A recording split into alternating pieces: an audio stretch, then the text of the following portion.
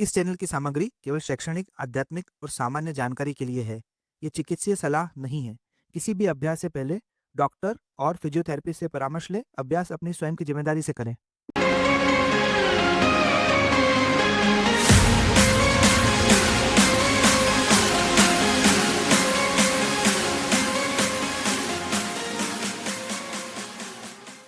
क्या आपको पता है कि आपका माइंड और आपका गट दोनों एक दूसरे से इंटरकनेक्टेड होते हैं? तो आज हम बात करने वाले एक ऐसे पोस्चर के बारे में जो साइमल्टेनियसली आपके माइंड और आपके गट हेल्थ को इम्प्रूव करता है। आज हम बात करेंगे योग मुद्रासन के बारे में। इसका शाब्दिक अर्थ होता है जेस्चर ऑफ अवेयरनेस। योग मुद्रासन ध्यानात्मक आसन और विश्रामदायक आसन का एक सम्मिलित रूप होता है और यह पद्मासन की स्थिति में बैठकर किए जाने वाला आसन है। योग मुद्रासन को केवल एक फिजिकल स्ट्रेच के रूप में समझना काफ़ी नहीं है, क्योंकि इंटरनल अवेयरनेस की प्रैक्टिस होती है। अब हम बात करेंगे योग मुद्रासन के साइंटिफिक मैकेनिज्म और उसके बेनिफिट्स के बारे में। योग मुद्रासन एक फॉरवर्ड फोल्डिंग पोस्चर होता है।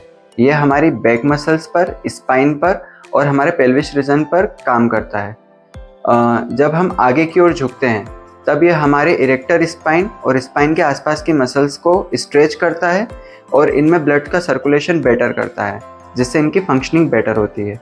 साथ ही साथ योग मुद्रासन हमारे पेल्विस रीजन पर ब्लड का सर्कुलेशन बेटर करता है, जिससे कि हमारे रिप्रोडक्टिव ऑर्गन्स की हेल्थ को इम्प्रूव करता है और उनकी फंक्शनिंग को बेटर करता है।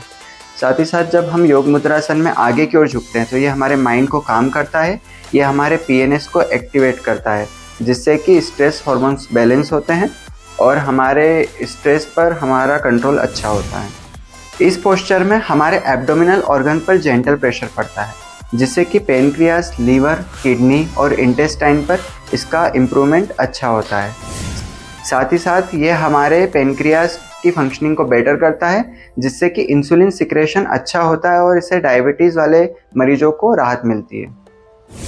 अब हम समझते हैं कि योग मुद्रासन परफॉर्म करते समय हमें किन किन बातों का ध्यान रखना चाहिए। योग मुद्रासन को हमेशा प्रेगनेंसी में अवॉइड करना चाहिए। इसे severe back pain, spinal surgery जैसे कि स्लिप डिस्क हर्निएशन में अवॉइड करें। इसे हमेशा योग्य गुरु के मार्गदर्शन में परफॉर्म करें। इसे हर्निया में अवॉइड करें या फिर स्टमक से रिलेटेड कोई भी इशू हो, इसमें इसे हमेशा अवॉइड करना चाहिए। अब हम आपको बताएंगे इस आसन का प्रैक्टिकल डेमोन्स्ट्रेशन, जिससे आप आपके घर पर हमारे साथ इस आसन की प्रैक्टिस कर सकते हैं बिना किसी मिस्टेक के। योगा मैट पर पद्मासन में बैठ जाएं। अगर पद्मासन नहीं कर सकते हैं तो साधारण सुखासन में भी इस आसन को परफॉर्म कर सकते हैं। रीढ़ बिल्कुल सीधी रखें और हाथ घुटनों पर रखें। दोनों हाथों को पीछे ले जाएं। दाएं हाथ से बाएं हाथ की कलाई या उंगलियां पकड़ लें या दोनों हाथों को पीछे जोड़ लें। गहरी सांस लें। अब सांस छोड़ते हुए धीरे धीरे आगे झुकें।